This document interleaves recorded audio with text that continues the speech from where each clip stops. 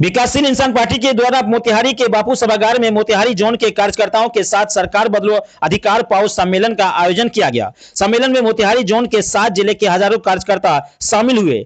वही कार्यक्रम के अंत में एक तरफ वीआईपी सुप्रीमो मुकेश सहनी सभागार में ही मौजूद थे, तो दूसरी तरफ कार्यकर्ताओं के बीच खाना खाने के लिए हड़कंप मच गया। सम्मेलन के बाद कार्यकर्ताओं के लिए मछली चावल का प्रबंध किया गया था, जिसके बाद कार्यकर्ता पत्तल के लिए एक दूसरे से नूर कश्ती करते दिखाई दिए। वही वीडियो में आप साफ देख सकते हैं कि कैसे कार्यकर्ता मछली चावल खाने के लिए आपस में लड़ते झगड़ते भी दिखाई दे रहे हैं।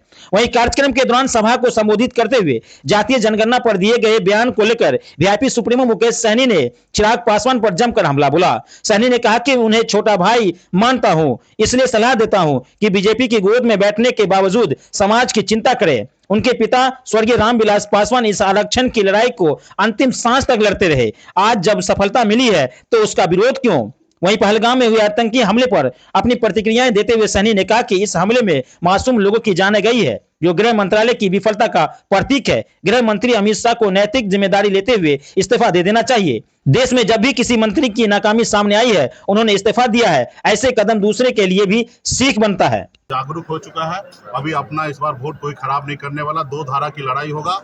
उसमें 2 धारा में एक होंगे कि महागठबंधन को जिताने के लिए खून पसीना बहाने का काम करेंगे, और एक होगा कि जो सरकार में है उनको जिताने का काम करेंगे।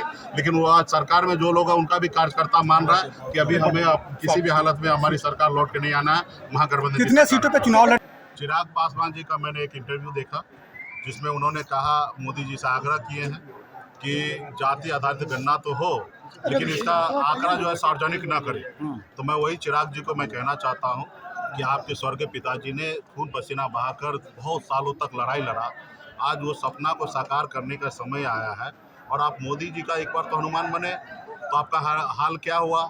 आपका घर परिवार सब तोड़वा दिया, आपकी पार्टी तोड़ लिया और आपके बाहर कर दिया, आपके पिताजी को प्रतिमा बाहर कर दिया। फिर से मोदी जी को गोद में इतना मत चले जाइए कि आपका समाज आपको छोड़ दे। आपके पिताजी का संघर्ष का देन है कि आज जाति आधारित गणना हो रहा है, और आप कह रहे हैं कि जाति आधारित गणना हो, लेकिन सरकार का आंकड़ा सरकार के पास हो। अब बताइए कि एक आदमी को ऑपरेशन हो, और ऑपरेशन होने के बाद डॉक्टर साहब बोले कि ये पट्टी जिंदगी में कभी मत खोलिए, आप कभी मत देखिए, तो इससे अच्छा तो इलाज नहीं होना चाहिए। तो आज जब तक हमारी लड़ाई है स्वर्गीय पासवान जी का, लालू जी का, मुलायम सिंह यादव जी का, शरद यादव जी का, तमाम बैकवर्ड लीडर का, मायावती जी का, कि जाति आधारित गणना हो, जिनकी जितने संख्या है उतने उनको हिस्सेदारी मिलना चाहिए। आज बिहार में दलित भाई जो है 22% मालूम गिरा है, लेकिन सिर्फ 15% आरक्षण है। हमारी मांग है कि 22% आरक्षण हो। आज बिहार में 37% अति पिछड़ा है, तो सिर्फ महज 18% आरक्षण मिल रहा है। हमारी मांग है कि 37% है तो 37% मिलना चाहिए। तो ये पॉलिसी के तहत हम लोग लड़ाई लड़ रहे हैं, और आप ये कह रहे हैं कि इसका जाहिर नहीं करें। अरे भाई, बिल्ली से कभी उम्मीद कर सकते हैं कि दूध का रखवाली कर सकता है? आज भाजपा से, आरएसएस से कभी हम उम्मीद कर सकते हैं कि आज गरीब पिछड़ा दलित जो है वो हजारों साल से इनको गुलाम बना के रखा गया था, और आज मैं उनसे उम्मीद नहीं कर सकता हूं कि वो हमारे हक अधिकार देंगे। आज बिहार में नीतीश जी, लालू जी की सरकार ने 18% से बढ़ा के 25% आरक्षण किया गया। वही भाजपा के लोगों ने कोर्ट में जाके स्टे ले लिया और आरक्षण 25% रोक के आज 18% हो रहा है। तो हमारी लड़ाई है कि जितनी जिनकी आबादी है उतनी संख्या में मिलना चाहिए। आज बताइए, बरसों से हम 14% की आबादी है, अब पूरे बिहार में बता दीजिए हमारे कितने विधायक हैं। एक भी हमारे समाज में कलेक्टर नहीं है। तो निश्चित तौर पे हम लोग संघर्ष करेंगे, लड़ाई लड़ेंगे, तो हमारे समाज को अधिकार मिलेगा। इसके लिए मैं चिराग जी को कहा कि भाई, आप भी पिछड़ा का बेटा है, हमारे भाई हैं। स्वर्गीय पासवान जी को हम लोग अपना अभिभावक मानते थे।